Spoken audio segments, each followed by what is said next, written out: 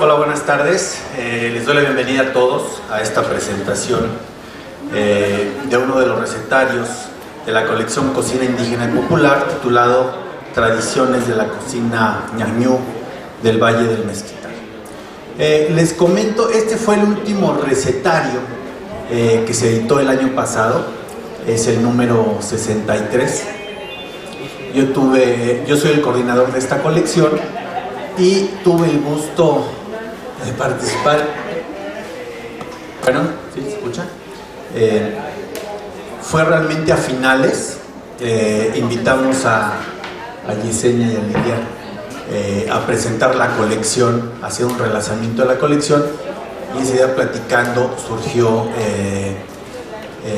querer incorporarlo a la colección. Esta colección Cocina Indígena y Popular es una colección en la cual reúne cocina de todo el país, cocina tradicional, auténtica cocina tradicional mexicana de todo el país. Están prácticamente representados todos los estados, nada más nos falta por ahí Baja California, que el próximo año quedará representada. Y también en ella están representados los grupos indígenas del país. De ellos apenas llevábamos 33 grupos, de los 68, aquí sí todavía nos faltan bastantes, pero fue una fortuna que este recetario del Valle del Mezquital es un estado ñañú. Este grupo no lo teníamos representado, entonces desde el año pasado ya quedó representado uno más de los grupos indígenas del país. Y bueno, sin más preámbulos, les voy a presentar a las autoras y a los presentadores del día de hoy. En primer lugar tenemos a Julieta Valle Esquivel. Ella es licenciada en Etnohistoria por la Escuela Nacional de Antropología e Historia y maestra en Antropología Social por el Centro de Investigaciones y Estudios Superiores de Antropología Social. Su tesis doctoral, en proceso de dictamen, versa sobre los nahuas del sur de la Huasteca durante el siglo XVIII y sus referentes etnográficos en la actualidad. Ha sido docente de la ENA a lo largo de 20 años y coordenó de 1999 a 2011 las investigaciones sobre la Huasteca dentro del Proyecto Nacional Etnografía de las Regiones Indígenas de México en el Nuevo Milenio. Fungió además como secretaria académica de la ENA. Entre sus trabajos de investigación se cuenta con un estudio histórico, antropológico y agroecológico sobre el chile jalapeño. Ha publicado varios trabajos especializados sobre la historia, así como historia y antropología de los grupos indígenas de la Huasteca, además de etnografía de la alimentación. También destaca el Atlas Etnográfico de la Huasteca y el Semidesierto Queretano, del cual es coordinadora y que fue publicado por el INA. Fue finalista en 2009 y 2010 en el concurso La Mejor Cocina de la Ciudad de México. La recibimos con un aplauso, por favor. También va a estar con nosotros Marco Buenrostro Hernández. Él ha sido director general del Museo de Culturas Populares y director de Socicultur en el gobierno del Distrito Federal. También asesor de la Dirección General de Culturas Populares para el proyecto del Museo Nacional de Arte Popular Mexicano y en la elaboración de mapas de la serie La Diversidad Cultural. Entre diversas actividades ha sido jurado en varias ediciones del Premio Nacional de Arte Popular. Recibió la presea Miguel Otón de Mendizábal por su contribución a la conservación, protección y difusión de nuestro patrimonio cultural, otorgada por el Instituto Nacional de Antropología e Historia. Con Cristina Barros fundó el taller creativo El Tecuani y juntos han publicado más de 14 libros e impartido cursos y conferencias. Ambos publican en la sección cultural del periódico La Jornada, La Columna y Tacate, así como la sección Tlacualero en Cuadernos de Nutrición. En la actualidad, Marco Buenrostro hace investigación sobre la cultura popular en México. Le damos la bienvenida. Y también están con nosotros las dos autoras de este libro. En primer lugar tenemos a Edith Yesenia Peña Sánchez. Ella es antropóloga física, maestra en ciencias médicas y doctora en ciencias antropológicas, profesora e investigadora titular sede de la Dirección de Antropología Física del INA, miembro del Sistema Nacional de Investigadores Nivel 1. Sus líneas de investigación abarcan antropología en salud y antropología de la alimentación. Participa dentro del proyecto de Cocinas en México de la Coordinación Nacional de Antropología. Ha trabajado con pueblos indígenas del Valle del Mezquital, particularmente para conocer más acerca de sus hábitos alimentarios y estrategias de supervivencia. Mientras que con los indígenas nahuas del estado de Colima ha buscado conocer más acerca de sus saberes de medicina tradicional. Le damos un aplauso, por favor.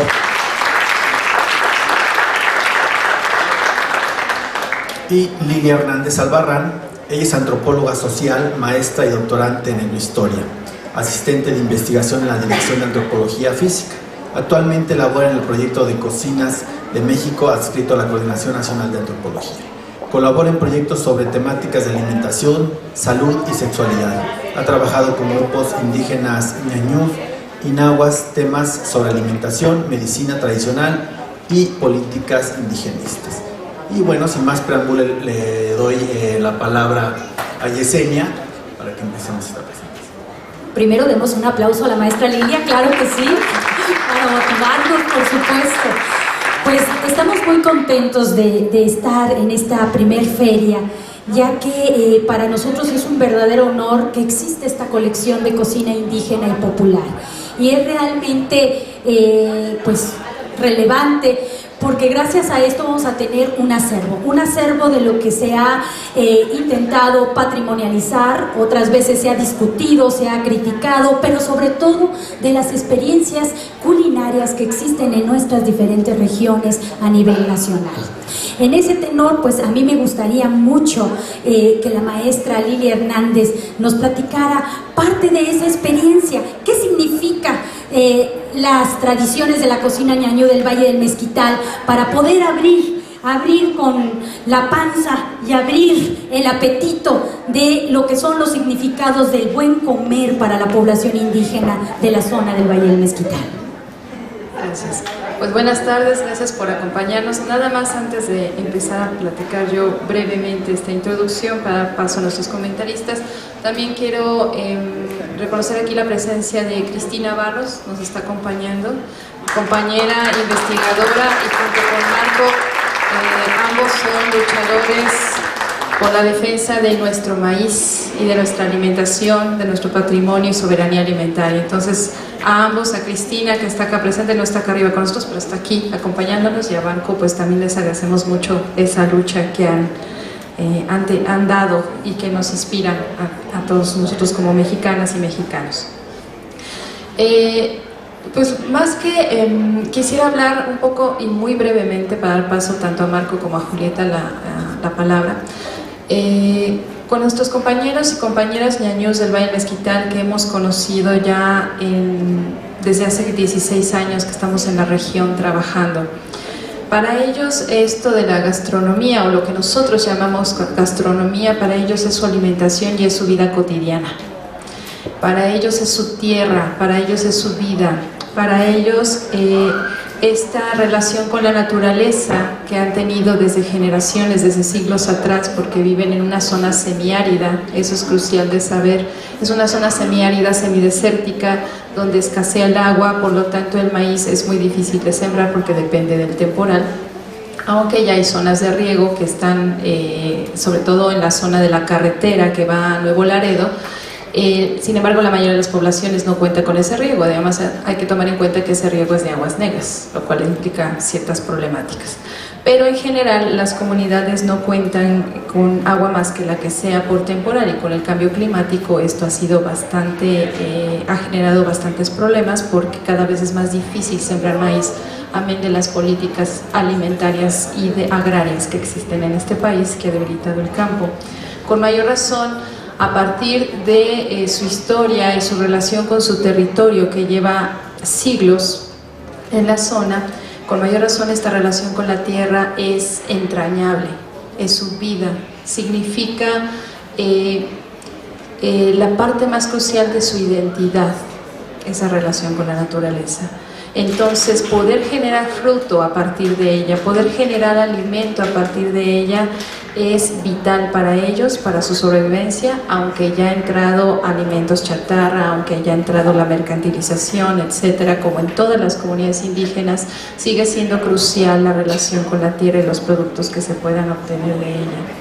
Y más porque ellos se enorgullecen, y parte de lo que más podemos escuchar cuando hablamos del alimento es que dicen que ellos han podido conocer a la tierra porque es su madre y su padre, porque el sol, la luna y las estrellas son sus dioses. No había dioses para ellos, así nos lo manifiestan. Entonces el poderlos conocer, el poder tener esa relación tan cercana, tan entrañable con ellos, es lo que produce el fruto de la tierra, y que ese fruto de la tierra tiene que agradecerse, tiene que darse una reciprocidad con la tierra, y eso es crucial, porque se asume que en esa relación tan cercana y tan íntima que hay, si no hay una reciprocidad, se está faltando al respeto a la tierra, se está faltando el respeto a la naturaleza, y se está faltando respeto a sí mismo, a la persona, y a todos los antepasados y a la comunidad, por tanto. Entonces también eso es muy importante de retomar, porque cuando a veces nos preguntamos por qué los indígenas defienden tanto su territorio, por qué defienden tanto su forma de alimentación, su memoria y su forma de vida, pues porque esa ha sido su vida por generaciones y porque tiene ese sentido y significado. Y algo que es muy importante, que nosotros siempre hemos visto esas formas de alimentación tal vez como de gente pobre, y lo que nuestros compañeros indígenas nos decían es: ¿por qué consideramos que es pobreza vivir de la tierra y vivir en la tierra? La tierra no es sucia, la tierra es la madre, la tierra es la hermana y la compañera. Entonces ese también implica un gran sentido y una gran fuerza que se tiene en la unión con la tierra. Y quisiera mencionar, tuvimos el honor de que el prólogo de este libro nos lo hiciera una de las compañeras ñañú de la zona, y en el prólogo narra los cambios, todas las políticas que han vivido, todos los cambios, y que a pesar de ello persiste la tradición, y se está haciendo un esfuerzo porque persista la tradición de ver la tierra, su cosmovisión sobre la naturaleza, y tratar de con los jóvenes hacer ese esfuerzo frente a la gran comercialización y el neoliberalismo, de mantener su forma de ver la vida y de relacionarse con la tierra. Y algo que quisiera citar textualmente de lo que ella nos dice. Permítanme.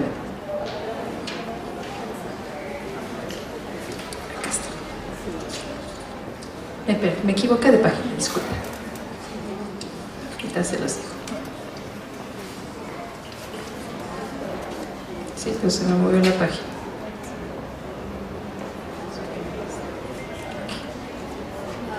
Aquí está. Es posible que para la forma de vida occidental, lo nuestro no era vida. Sin embargo, para nosotros, nuestra forma de vivir no significaba miseria, y por lo tanto nuestra vida como indígenas no era una tragedia.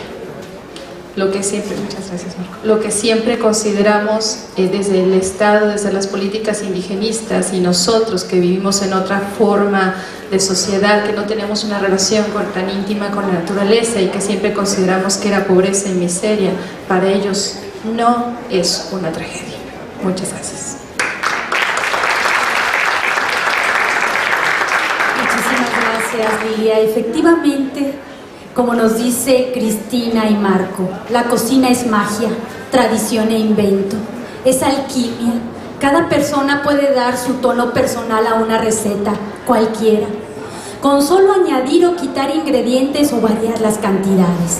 Este es el interminable camino de la cocina mexicana, siempre novedoso y a la vez antiguo. Y yo le preguntaría a Julieta, ¿qué encontraste en este recetario? Bueno, encontré muchas cosas. Yo quiero comenzar por realmente hacer un reconocimiento a Mauricio. No es la primera vez que nos encontramos todos nosotros en una misma mesa, por algo será. Y no me canso de decirlo, realmente la iniciativa de esta colección es una de las grandes iniciativas editoriales del siglo XXI. Realmente, quizá ahorita podríamos decir, bueno, está bonito, son trabajos padres, son recetarios que podemos reproducir en algunos casos en casa, etcétera. Para mí me parece que la memoria que dejan estos recetarios es verdaderamente algo que vamos a aquilatar cabalmente dentro de algún tiempo, quizá mucho tiempo, ¿no?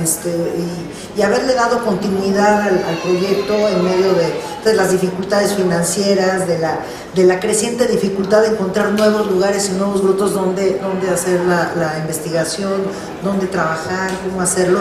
Pues francamente es muy meritorio y yo creo que todos debemos aplaudir esto porque no es cualquier cosa, ¿no? En otros foros se ha hablado de que de repente se interrumpió la producción de estos libros, se ha reanudado. Yo he tenido la fortuna de estar cerca de estos materiales, en parte por lo que hago y en parte por la generosidad de las compañeras que me invitan y me traen un libro tan bello a mis manos. Entonces, primero que nada, realmente felicidades a Culturas Populares, que no ha perdido el espíritu que le dio origen, como museo, como dirección, como institución, que sí ha pasado con otras instituciones, hemos de decirlo. Aquí no, y aquí está la prueba. A Mauricio por el ímpetu que le ha dado en los últimos tiempos, que yo reconozco profundamente. Y bueno, indudablemente a las dos autoras de esta obra, que primero voy a decir una cosa que a lo mejor no es lo más importante, pero a mí me encanta. Qué bonito escribir. Eso siempre se agradece. Uno está acostumbrado luego a leer obras que son muy importantes, muy trascendentales, muy útiles, etcétera, pero ay, qué aburridas o qué mal escritas y qué plomazos, ¿no? Entonces, un libro bonito, bien escrito, pues refleja el intelecto, realmente la capacidad intelectual de las autoras en este caso, pero sobre todo la pasión.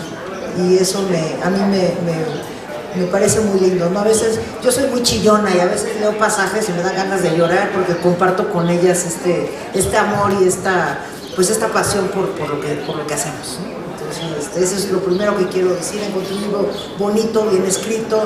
Las recetas, salvo por algunos ingredientes que son muy peculiares, que son muchos, en realidad si uno los tuviera a la mano podría hacer las recetas, ¿no? Y bueno, esto es un mérito compartido entre las autoras y las personas con las que colaboraron en Santiago de Anaya. Saber decir cómo se hace un plato, decirlo de manera simple, de manera llana, con frases sencillitas, sin mayor rebuscamiento, le permiten al lector, al cocinero, decir, pues sí lo puedo hacer, ¿no? A lo mejor a la primera no me queda muy bien, pero de que se puede, ¿no? Entonces, ahí hay un gran mérito de la capacidad de traductibilidad, digamos, de las recetas, de la manera como lo enuncia la cocinera, la señora, la experta en esta materia, y las antropólogas que saben decirnos lo que les dijeron y que lo entendamos, pero que siga siendo inteligible para quien lo hizo, ¿no?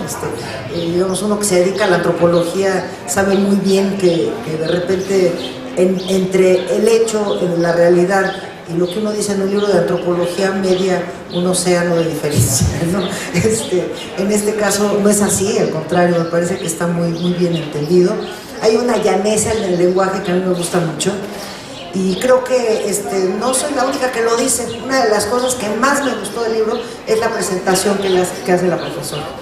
Lo hace también con mucha pasión, con mucho cariño. Demuestra además un gran afecto por las compañeras. Esto evidencia un trabajo codo a codo, hombro con hombro, de muchos años, de mucho afecto, donde no hay una relación distante entre el investigador y el coautor, que es el que antes llamábamos informante. Qué bueno que erradicamos esa palabra porque es muy fea, ¿no? Digamos, estas dos cosas me gustan mucho. Me gusta mucho también que, siendo un libro de divulgación, y que es un gran mérito, porque hacer divulgación no es fácil. Yo creo que hacer divulgación es mucho más difícil que hacer textos científicos, porque implica volver a traducir, ¿no? Utilizar los conceptos propios de nuestra disciplina, las herramientas metodológicas, la capacidad de análisis, y luego volverlo a convertir en algo que puede leer la gente interesada simplemente, ¿no? Que no tiene la formación que uno tiene y que quiere conocer de lo que es una materia que lo que más reclama en este momento de nuestra historia justamente es ser conocido por el público en general.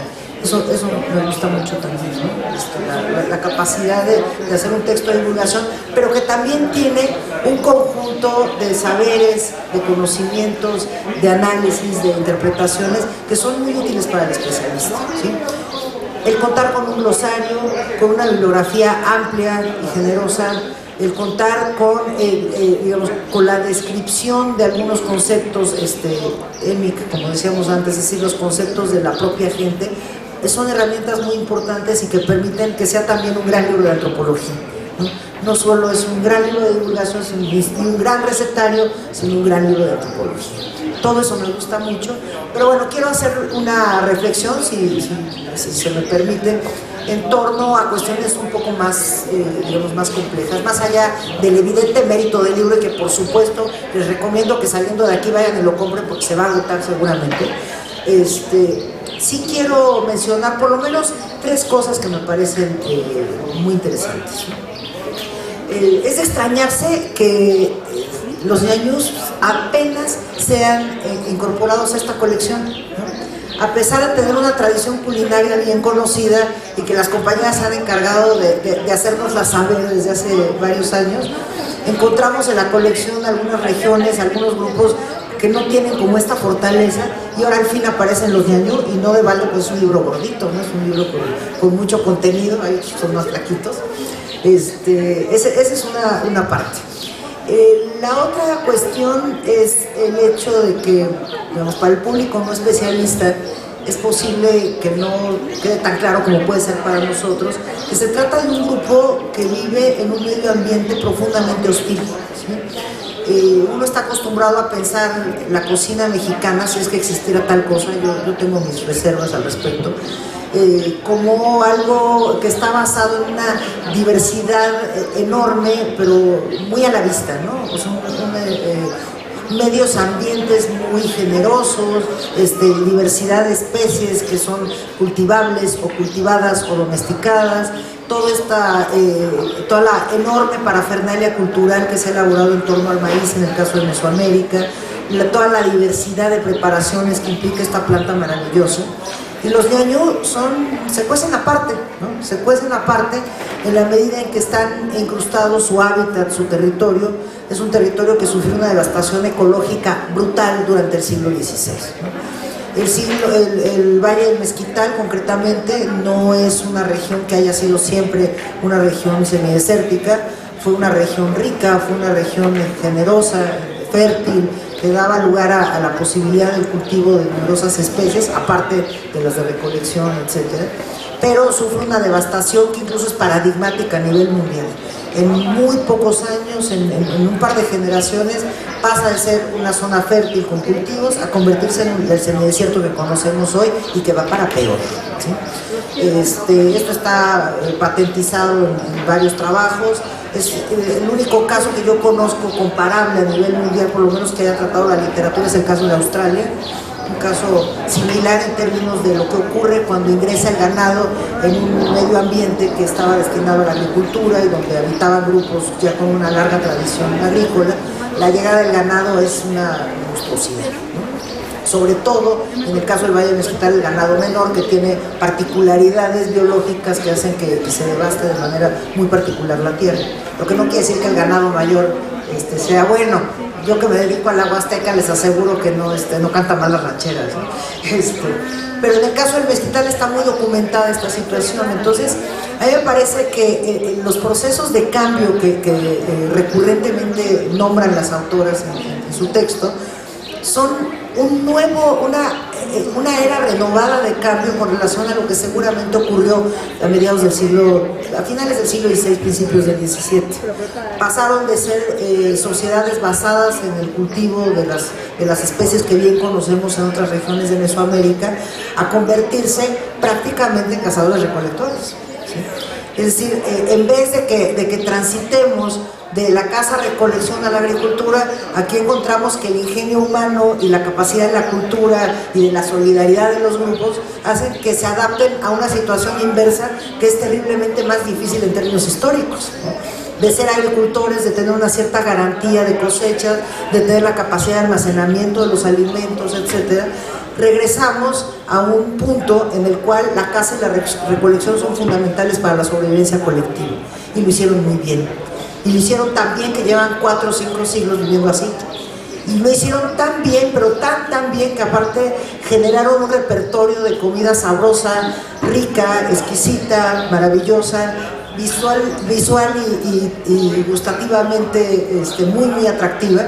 Tanto así que uno de los temas que se tratan en el libro es precisamente esta feria anual que se realiza para celebrar justamente el ingenio colectivo de hacer del desierto un vergel, ¿no? O hacer del desierto el insumo fundamental para una mesa bien puesta, llena de cosas tan diversas entre sí, tan increíblemente variadas. Entonces a mí me sorprende mucho esto que lograron hacer los otomíes, ¿no? O ñañú. Algo que no lograron hacer otros grupos y sucumbieron, o que otros grupos están en el mismo proceso, hoy están en franca extinción, como sucede en el caso de Baja California, que se mencionaba esta situación. Yo tuve la oportunidad de trabajar en Baja California con los grupos indígenas de allá, los Comiay, Paipai, Ucapá, Quiligua. Bueno, los Quiligua ya nomás quedan 5, ¿no? ¿Qué pasó ahí? Digamos, culturas dependientes del desierto, dependientes justamente de la caza, la recolección, la pesca y en una mínima medida la producción agrícola, son invadidos en cosa de una generación por estos alimentos industrializados, llamémosle chatarra como nos guste, pero toda esta producción que nos vende el mercado hasta tosigarnos, hasta volvernos locos. ¿Y qué sucedió? Pues estas sociedades están en vías de extinción, tanto en su forma de vida, en su lengua y en sus cuerpos, ¿no? La epidemia mayor de diabetes a nivel mundial se encuentra en estas regiones, ¿sí? ¿Y causada por qué? Pues porque los cuerpos no tuvieron ni siquiera 2 o 3 generaciones para acostumbrarse a dejar de comer estos productos del desierto, ricos en fibra, ricos en nutrientes, y pasaron a comer sucaritas y Coca-Cola, ¿no? Entonces, es de sorprenderse cómo este grupo, situado en una región muy pobre, realmente con escasos recursos, ha logrado hacer esto. Y ha logrado en la actualidad incluso hacer un emblema de su cultura, su alimentación. Eso a mí me gusta enormemente, porque en otras regiones pues la tendencia es cada vez más a ir abandonando la alimentación tradicional, sobre todo los procedimientos tradicionales de elaboración de los alimentos que impactan el valor nutricional de la comida. Eso daría para hablar 2 horas, no lo voy a hacer. Y encontramos cómo cada vez más en muchas regiones del país la invasión de estos productos, pues, o incluso de productos que podrían parecer tradicionales, como las propias tortillas, pero elaboradas de manera industrializada, pues van haciendo sucumbir las formas tradicionales. Se olvida lo que es el fogón, se olvida lo que son la comida enterrada, que es una característica de todo nuestro subcontinente y del Caribe, y es una tradición que va en vías de extinción. Cómo se van olvidando ingredientes, cómo se van olvidando sabores, cómo se van perdiendo olores, cómo se van transformando las maneras de hacer, cómo se sustituyen vasijas de determinados materiales por el plástico o por el metal, ¿no? En una región tan pobre, uno tendería a pensar que lo lógico sería que se fueran adaptando al cambio de una manera económica en todos los sentidos de la palabra, e hicieron exactamente lo contrario y han hecho su gran riqueza a partir de su alimentación, de seguir defendiendo su medio ambiente, defendiendo especies animales y vegetales de recolección y de caza, a través de saber perfectamente los ciclos en los cuales esto se tiene que hacer, ¿no? Esto desmiente de una manera muy cabal, muy elocuente, todo este imaginario que hay en torno a la incapacidad de los grupos indígenas y tradicionales para cuidar el medio ambiente. Es exactamente al revés, ¿no?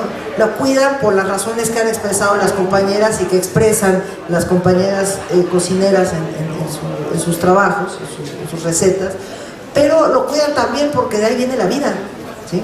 No es solo la parte ritual, no es solo un sistema de creencias o una cosmovisión, es un sentido de sobrevivencia, pero de sobrevivencia colectiva.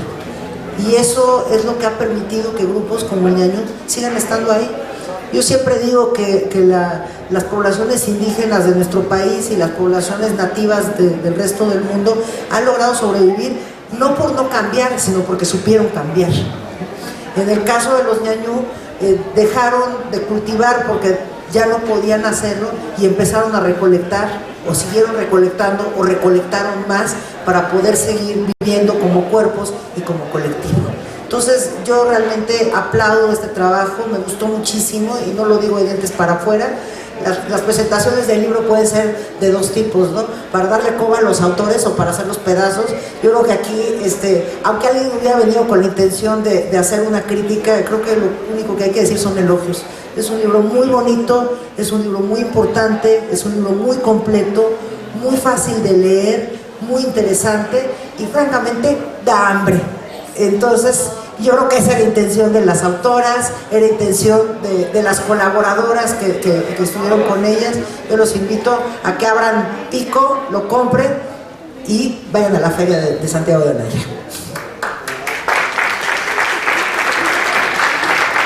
Muchísimas gracias, Julieta, porque efectivamente de eso se trata, que reconozcamos parte de nuestras raíces y otras diversidades culinarias. Y platícanos ya para cerrar tu presentación, ¿cuál fue la receta que más te abrió la panza?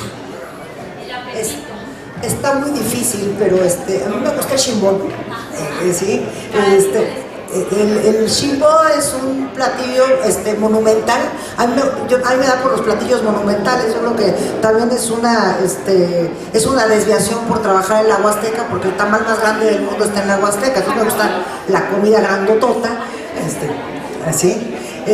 Pero en particular el shimbó me gusta mucho porque se hace con pencas grandes de maguey, se rellena, se le ponen múltiples ingredientes, mucho condimento. Yo soy mucho de comida condimentada, y luego se amarra con alambre, ¿no? Entonces es bastante impresionante verlo. Es un guiso que se entierra de esta manera tradicional, con estas formas, que decía yo, el enterramiento, los hornos de tierra, ¿no? Que digamos son todos parientes entre sí, el fuego directo, etcétera. Y bueno, es delicioso. Yo ya lo había comido, ya me había gustado, y ahora que veo las recetas, porque además no es solo una, sino hay variantes, pues se me antoja más. Entonces yo diría que ya toco un chimbote. Y bueno, perdón, pero el pulque. ¿Sí? A mí me gusta el pulque blanco como debe de ser. Los licuados que venden ahora en las pulquerías de Insurgentes pues son otra cosa, no están feos, pero el verdadero pulque, todo lo que implica, toda la tradición que lleva, la tradición alfarera, la tradición de cuidado del maguey, la forma de extraer el aguamiel, el tiempo de fermentación, la forma de cuidarlo, pues es en sí mismo una tecnología muy, muy elaborada que llevó siglos procrear, ¿no? Y no de gratis, la segunda exposición de este museo, cuando recién se inauguró, fue sobre el árbol de las maravillas, que es el maguey. Y bueno, para los que no lo saben y cuando lean el libro se enterarán, el maguey no solo sirve para comer o para envolver o para adosar o para complementar, también sirve para hacer las casas, para hacer las cocinas. ¿Sí? Entonces, una cocina de maguey donde se bebe el agua del maguey y se guisa con maguey y se envuelve con maguey, es el árbol de las maravillas, sin duda alguna. Muchísimas gracias, Julieta. Fíjense, una entrevista que hicimos ahí a don Carmelo, que fue uno de los iniciadores de la feria gastronómica, nos dice: mire usted, la comida tradicional es la nuestra, que nos enseñó nuestra gente, que usa a lo natural, a lo que nos rodea. Por eso dicen de nosotros que todo lo que corre y huele, a la cazuela y a la mesa. ¿Ya se lo dijeron? ¿Ya lo ha oído? Bueno, pues lo dicen porque como ñañús, nuestra herencia fue aprender a sobrevivir en la adversidad. El ñañú es fuerte, el ñañú es cazador y recolector. Nuestros padres lo son, y aunque ahora ya no hacemos lo mismo ni vivimos igual que antes, lo tenemos que dar a conocer para que lo sepan los demás, para que conozcan la tradición de vivir, comer sanamente con la naturaleza, de saber sobrevivir. Somos sobrevivientes y luchones. El ñañú es luchón y conoce su lugar donde vive para poder salir adelante. Esa es nuestra cultura y esa es nuestra tradición. Y antes de pasarle la voz a Marco para que nos hable nuevamente de este recetario, me gustaría preguntarle a Mauricio: Mauricio, ¿qué conflictos ha traído para esta colección vivir en un momento en que se une tradición e innovación, se unen nuevos elementos, alimentos procesados que muchas veces de repente la gente pues dice esto es patrimonio? Por ejemplo, les comentaba en antemesa, antes de subir aquí, que ahora que he estado en algunas comunidades de Nuevo León, nos decían hay que patrimonializar la Coca-Cola. Hay que patrimonializar la maseca. Esto es muy interesante porque son los recursos que conoce la gente y los está integrando y legitimando para su dieta. ¿Qué nos dice Mauricio al respecto para esta colección indígena popular? Bueno, sí es cierto que hoy en día ya muchos productos son prefabricados, ya entran dentro de la cotidianeidad, ¿no? Hoy en día creo que no hay ofrendas sin Coca-Cola en la mayoría de los lugares, pasan a ser parte de nosotros, pero eso no tiene algo, no lo veo que sea algo incorrecto, por algo se están tomando, pero creo que aquí lo importante es que tampoco se pierda la tradición, que esto es lo que hace esta colección, ¿no? Recuperar la tradición y que quede un registro. Muchas cosas a lo mejor hoy en día no se pueden comer, sobre todo animales de monte, pero ahí está el registro, está el registro de la tradición y de lo que los antepasados nos legaron. ¿Sí? Un aplauso porque realmente hacer esta colección de cocina indígena y popular no es nada sencillo, por lo que ya nos había comentado Julieta. Memoria, patrimonio y territorio son de los ejes que dan sentido a estas cocinas indígenas y populares.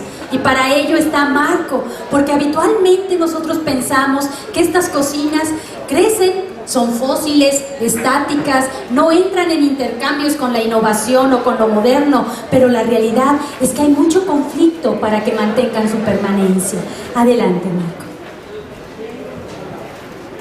Bueno, buenas tardes a todos, gracias por estar aquí para intercambiar, para platicar con ustedes.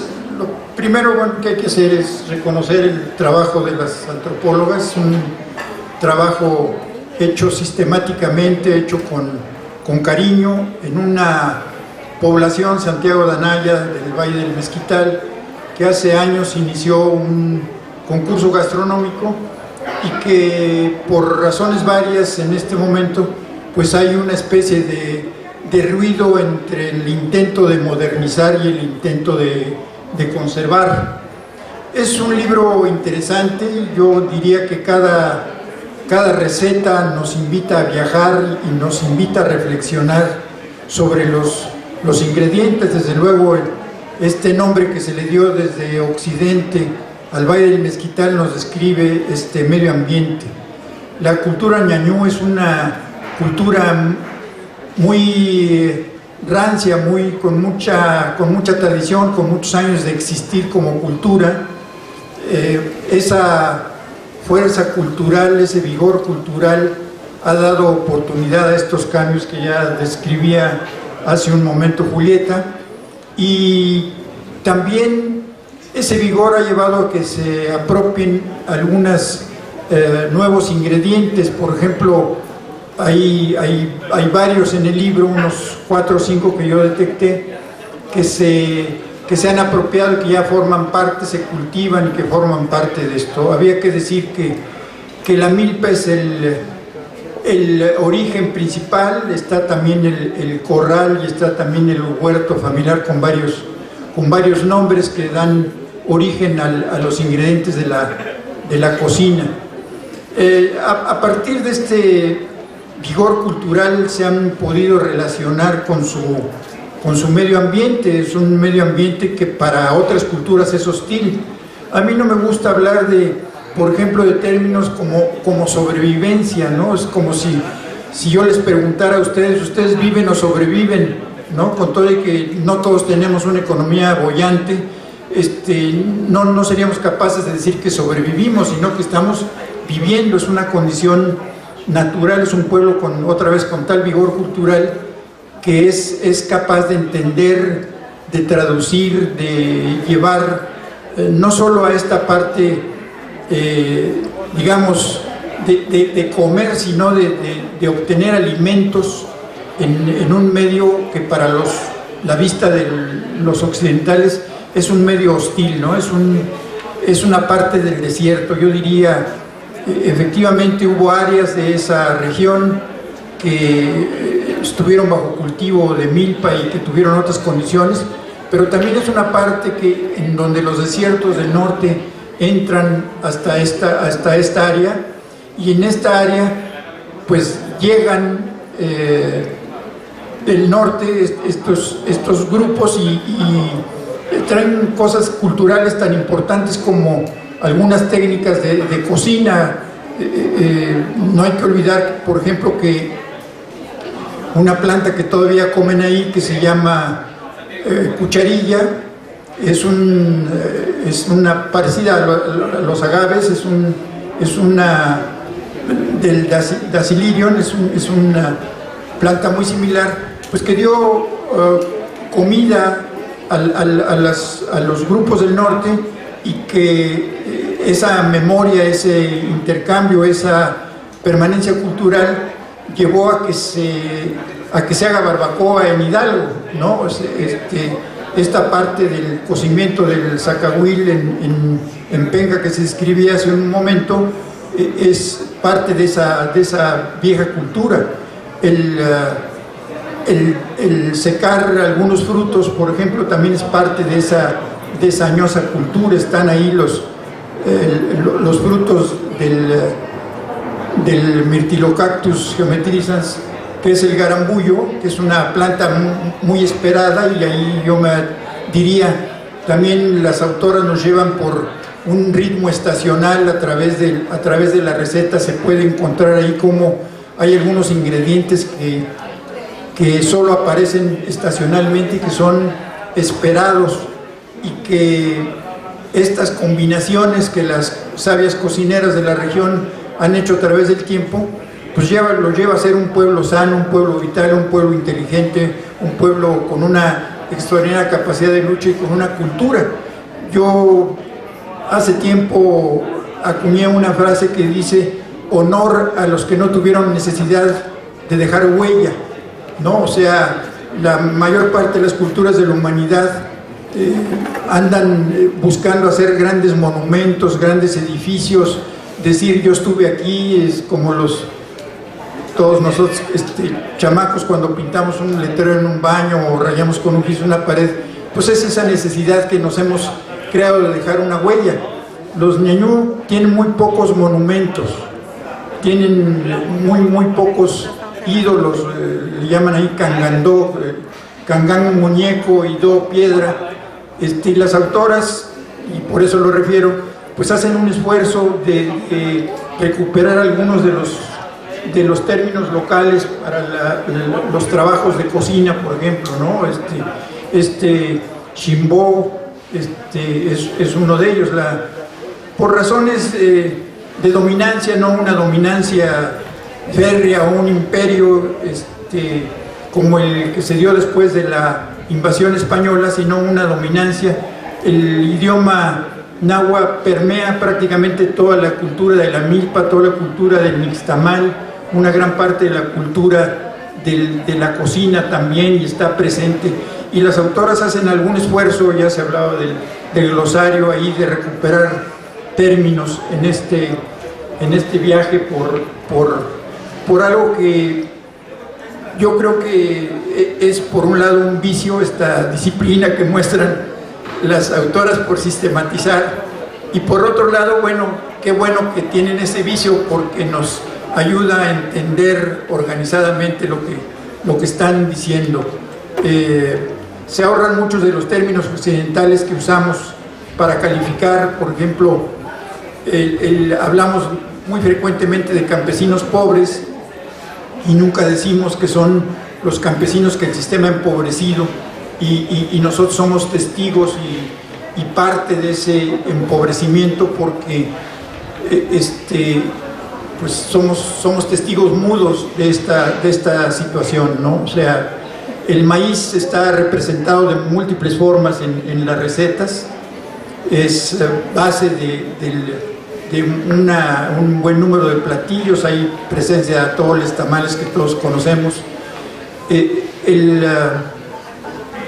El cúmulo de recetas nos da un panorama de lo que es el Valle del Mezquital, y yo enlisté ahí, por ejemplo, unas 12 o 15 flores que se comen, Y a mí me parece, algo que he dicho en otras ocasiones, me parece pues que somos, porque todos comemos flores, desde flores de calabaza hasta otras muchas, somos un pueblo medio poético, ¿no? O sea, que otros pueblos en el mundo comen flores, ¿no? A mí me parece que es algo interesante de parte de los ñañú comer flores, y también se incluyen algunas preparaciones que tienen, por ejemplo, piñón, que muchos consideran que el piñón llegó de fuera, ¿no? Hay piñones nativos y así lo muestran, hay nueces nativas de las dos nueces, la pecana y la llamada nuez de Castilla. Hay una serie de cosas que estas recetas nos invitan a hacer una exploración por este paisaje, por esta cultura tan vasta, tan vigorosa. Y yo diría, dime qué comes y yo te diría en dónde viven, y eso lo retratan en el libro las autoras. Y esto quiere decir esta relación tan cerrada, ya lo mencionaba un poco Julieta también, de cómo en un mismo estado, la Huasteca de Hidalgo, puede haber una vegetación tropical, exuberante, vasta, etcétera, y cómo puede haber un semidesierto, una zona árida en donde, yo digo de manera muy sencilla, si alguno de nosotros nos llevaran y nos dejaran en medio del Valle del Mezquital, seguramente moriríamos. Y si trajeran a un indígena del Valle del Mezquital, que hay varios subsistiendo en esta ciudad, alcanzarían a vivir, nosotros moriríamos porque no conocemos esta cuestión. Entre los deshidratados, por ejemplo, hay las pasas del propio garambullo, hay una serie de técnicas que nos apabullarían, nos impresionan de la sabiduría, de la cantidad de conocimientos de respaldo que tienen todas estas recetas que muy bien describen las cocineras y que las compañeras han compilado de manera, yo diría, ordenada, sistemática, por decirlo de alguna manera, y no es un guayabazo, es de manera magistral. Han hecho un recetario ahí que ayuda a entendernos, a entender a los demás y a entender el medio ambiente. También diría que, en contraparte de esta frase, dime qué comes y te diré dónde vives, yo diría, dime qué comes y te diré de qué te vas a morir, a plazos y caro, ¿no? La comida humilde, entre comillas, la comida pobre de estos grupos indígenas es una comida sana, ligada a la cultura, a la estacionalidad, a conocimientos tecnológicos profundos. No en vano el molcajete y el metate sobreviven. Son saberes muy profundos que otra vez los occidentales tratan de derrotar, estableciendo normas para que no aparezcan ni molinillos, ni útiles, guajes, etcétera, en los restaurantes, en la cocina que se prepara para los visitantes. Sin embargo, ahí viven y viven bien y se desarrollan y cambian y se actualizan sistemáticamente, como lo retratan muchas de las recetas que han recopilado las compañeras. Un mérito adicional en esta población de Santiago de Anaya es el que las compañeras entrevistaron a personas de edad que tenían capacidad crítica para decir qué es verdadero y qué es algo que se propone, ¿no? O sea, y no está mal, hay muchas propuestas, bienvenidas las propuestas. Yo diría, solo el tiempo y solo la comunidad va a decir qué es lo que sobrevive. Yo no me atrevería a erigirme como juez y decir que eso no y que eso sí. Las compañeras tampoco lo hacen, simplemente lo registran. Y pues nada más me queda decirles felicidades. Es un libro que hay que tener, como decía al principio, es un libro que nos invita a viajar, que nos ayuda a entender a otras culturas y por lo tanto a entendernos a nosotros mismos. Gracias. Muchísimas gracias, Marco. efectivamente lo hicimos con mucha pasión, amamos mucho nuestras regiones y el Valle del Mezquital para nosotros ha sido nuestra casa. Y en ese tenor, pues ustedes van a encontrar aquí cerca de 32 insectos, cerca de 14 flores, pequeños mamíferos, tlacuaches, zorrillo, todo lo que se puedan imaginar, ardillas de tierra, reptiles como el satío, chincoyote, lagartija, víbora de cascabel, entre otros manjares. Y platícanos, Marco, ¿cuál fue el platillo que a ti te causó estar como lobo? Y él conoces ya la feria, ha estado en la feria gastronómica también y ha entrevistado gente de la zona. Yo voy a decir algo que nos va a sorprender a todos.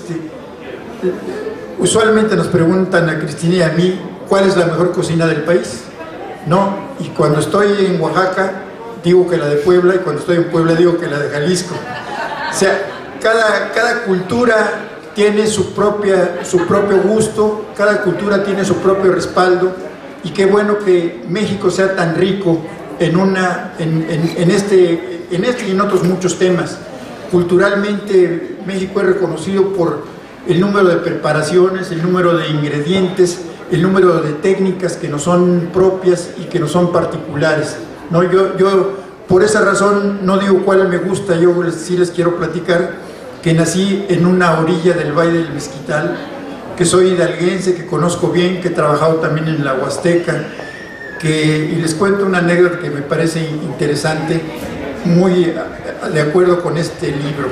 Algún día me tocó dirigir 5 ingenios en Michoacán y llegó un norteamericano que representaba en aquel entonces, por los años 70, 75, a un grupo de cooperativistas norteamericanos que estaban buscando comer sanamente, y me dijo: oiga,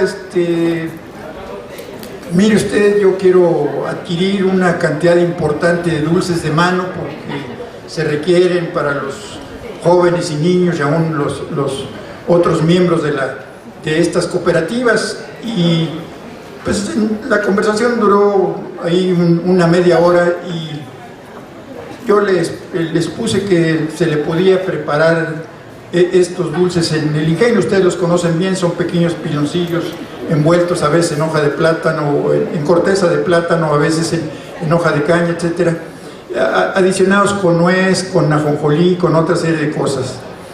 Y entonces el señor muy cortés, era relativamente joven, yo también en aquel tiempo, y hubo un intercambio ahí interesante. Él muy cortés me dijo: mire usted, yo prefiero, porque le platiqué de los piloncilleros que trabajaban en la región con pequeños trapiches, y le dije, otra vez con la mentalidad occidental, no siempre tienen la higiene que uno quisiera, ¿no? Entonces este joven muy atentamente me dijo, en algún momento de la conversación, casi hacia el final, me dijo: mire usted, yo sé curarme la diarrea, pero para el cáncer todavía no hemos encontrado un remedio. Muchas gracias.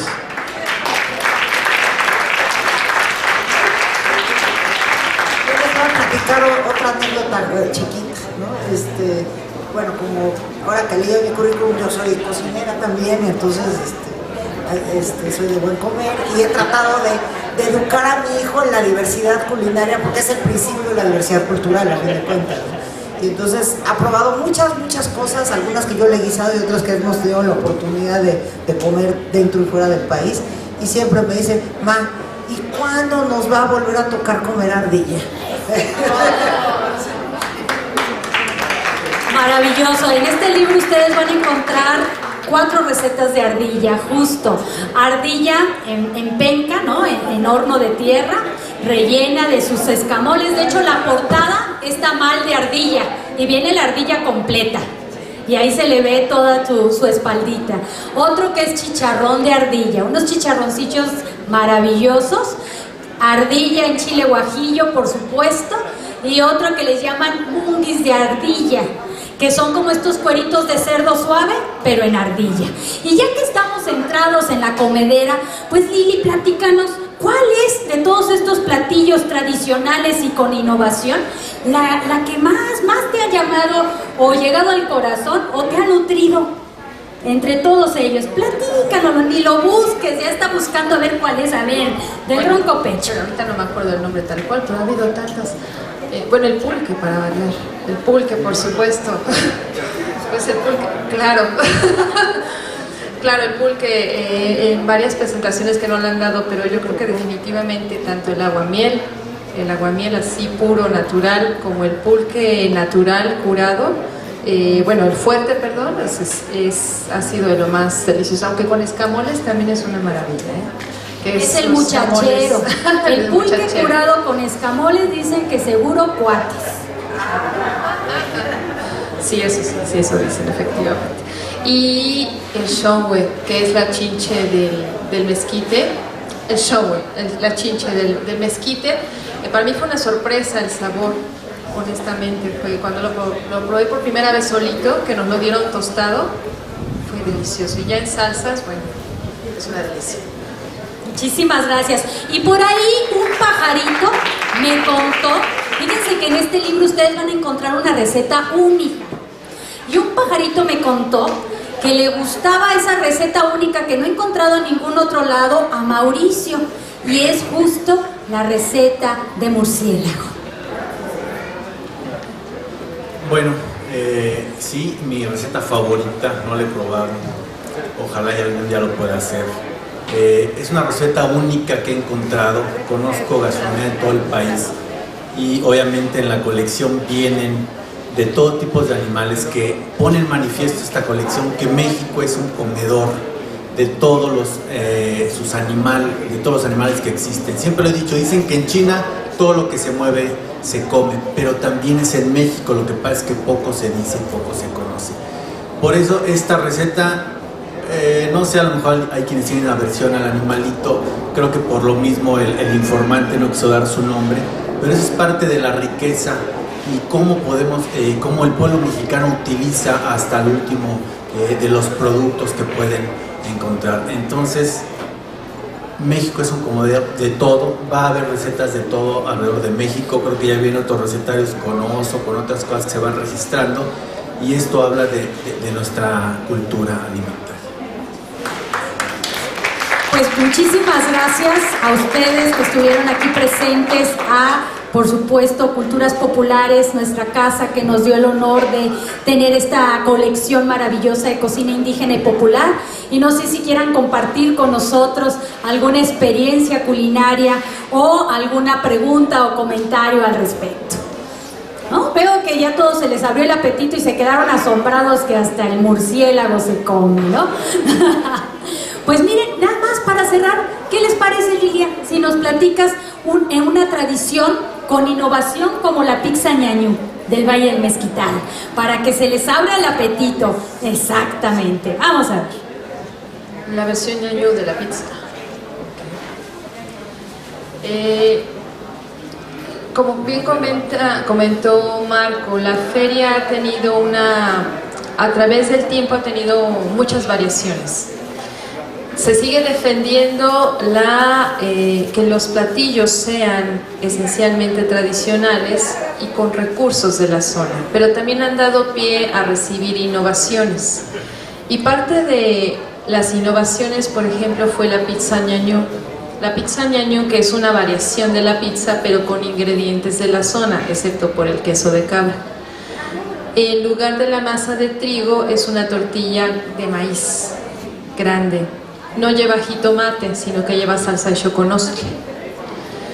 En lugar de queso, del queso mozzarella, que es el que se suele usar, se usa queso de cabra. Esa sí ya no es tal cual de la zona, ¿no? Pero se ha absorbido como parte, pero no es en sí de la zona.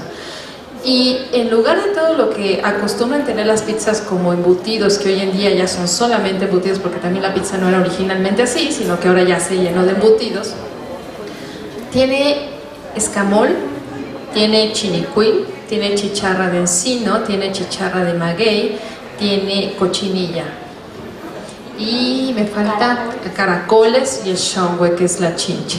Entonces está llena de insectos. Esa es la pizza ñaño. Esa es la variación que hicieron, fue, o parte de las innovaciones, de los cambios que se hicieron, hacer una variación de la pizza. Platícales qué te pasó cuando le dimos una mordida a aquello. O nada más la energía, ¿no? Se siente automáticamente, se siente, como los insectos son una gran fuente de minerales y de proteína, créanme, lo muerden y se siente un calor muy fuerte en el cuerpo y además se siente un picor en el cuerpo, ¿no? Muchísimas gracias. Pues aquí está el libro número 63, Tradiciones de la Cocina Ñañú del Valle del Mezquital, y los invitamos a conocerlo y a seguir disfrutando de esta feria. Claro que sí, agradecemos a nuestras autoras, a los presentadores, y agradezco enormemente porque todos estos libros, y en este es el caso de Tradiciones de la Cocina Ñañú del Valle del Mezquital, son gracias a ustedes, a quienes quieren investigar, a las cocineras. No es que nosotros tengamos un equipo, sino es la gente que hace localmente sus investigaciones. La investigación en México de gastronomía es local, la verdadera investigación, y son todos esos trabajos que nos llegan a través de PACMIC y de muchos autores que van directamente con nosotros, con los que se va enriqueciendo esta colección. Consejo Nacional para la Cultura y las Artes.